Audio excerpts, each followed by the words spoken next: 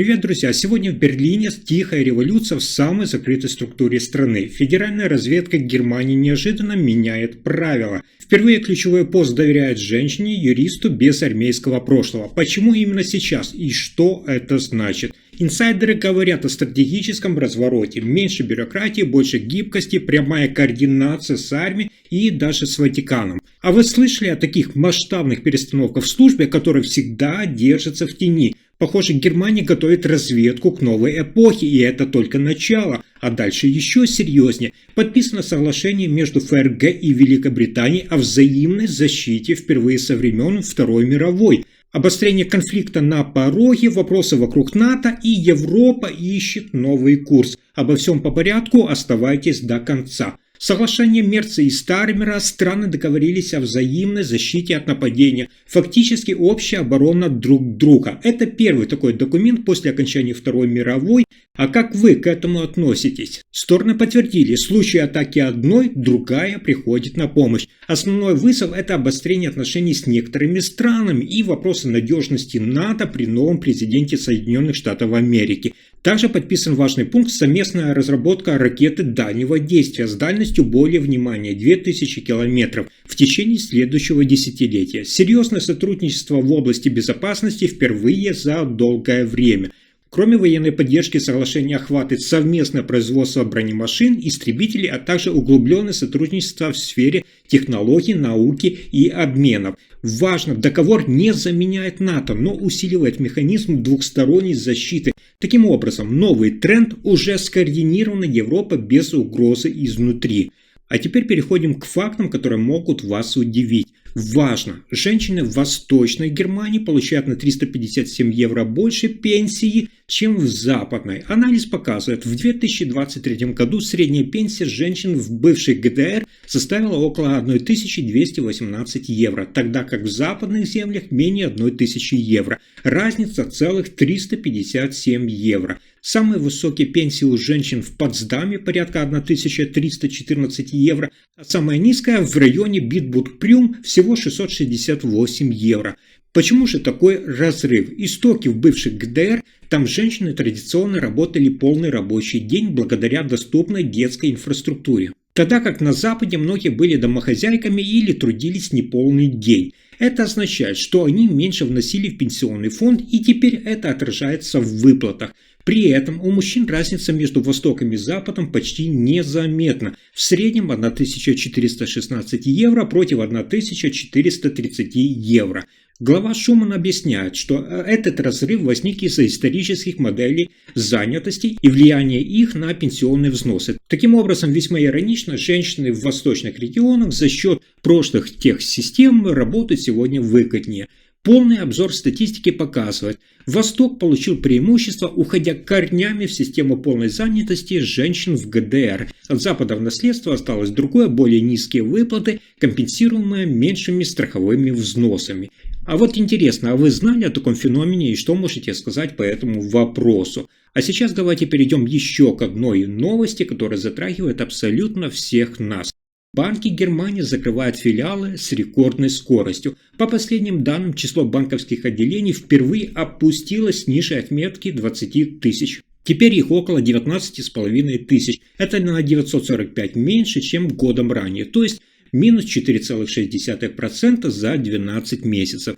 Тенденция не новая. С 2000 года страна потеряла почти четверть всех филиалов. С 38 тысяч до нынешних почти 29 300. Deutsche Bank и Postbank активно участвуют в этом процессе. В 2023 закрыли 125 отделений, а в 2025-2026 планируют дополнительно сократить более 200 филиалов. В то же время в течение последних 3 лет Deutsche Bank нанял сотни сотрудников, преимущественно в бэк-офис. При этом новые офисы не открывают. Основная причина – это цифровизация. Онлайн-банкинг, мобильные операции, видеосвязь и удаленное обслуживание вытесняют офлайн-услуги. По данным опросов, до 35% жителей не посетили ни одного филиала за последний год. Для нас с вами, как клиентов банков, это означает меньше физического контакта и больше зависимости от цифровых сервисов. Но для банков это возможность экономить миллионы евро на офисах и инфраструктуре.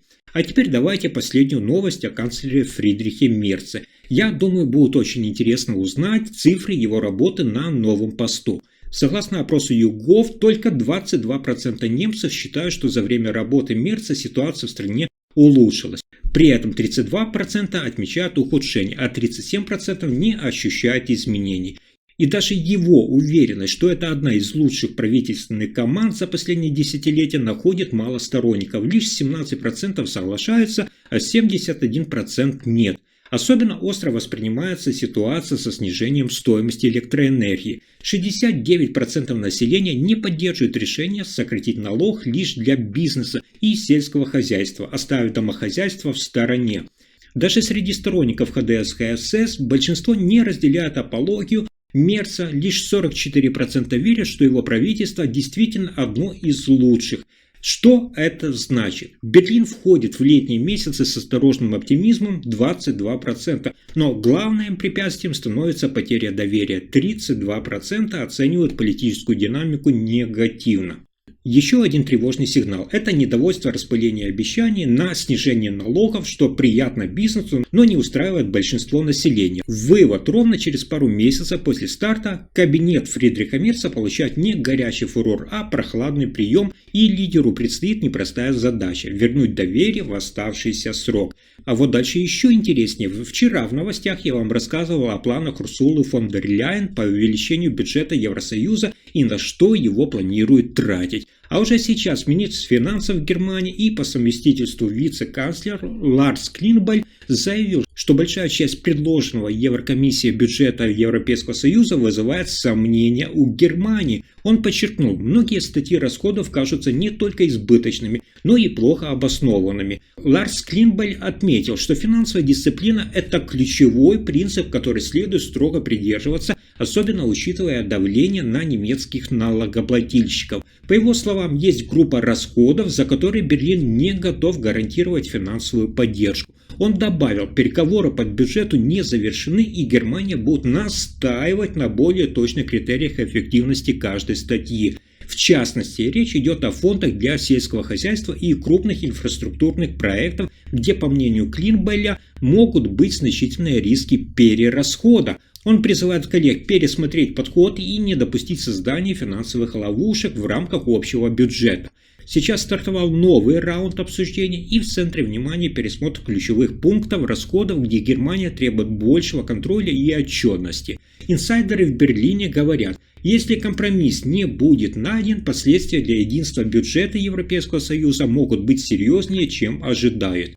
И вот только что стало известно, что Германия все-таки сказала «нет» предложению председателя Европейской комиссии по бюджету Евросоюза 2028-2034 годов на сумму около 2 триллионов евро. Правительство под руководством Мерц отклонило идею резко увеличить бюджет, отметив, что сейчас это было бы слишком большим бременем для национальных финансов.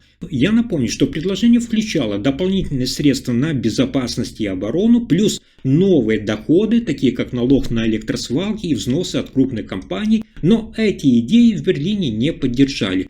Правительство подчеркнуло, несмотря на стратегическую цель усиления обороны и повышения конкурентоспособности Европейского Союза, бюджетные ограничения внутри стран важнее. В Германии также прозвучала критика. Представители экономики считают, что налоги на крупные компании могут навредить росту. Среди критиков и консервативные политики. Теперь начнутся те долгие переговоры между странами-членами и Европарламентом, и Германия будет активно участвовать в обсуждениях, но уже с позиции против слишком быстрого роста бюджета. А дальше, если вы думали, что все довольны в Германии, то вот вам новость. Немецкая полиция под сильной нагрузкой. Как же новые пограничные правила влияют на сотрудников?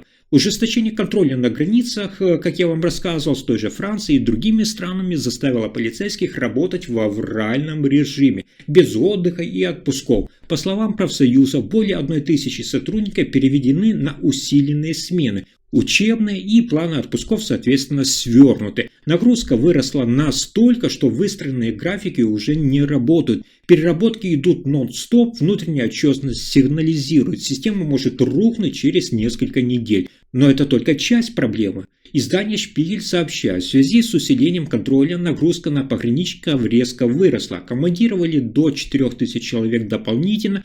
Они выбивали сотни тысяч сверхурочных часов. В Берлине обеспокоены. Служба испытывает сильную нагрузку, однако официальных на сегодняшний день планов по ее снижению пока нет. Будет ли перезагрузка поводом для пересмотра пограничной политики, чиновники пока молчат, а в полиции уже подводят черту. Если информация была вам полезна, ставьте лайк, подписывайтесь и делитесь этим видео. Спасибо за просмотр.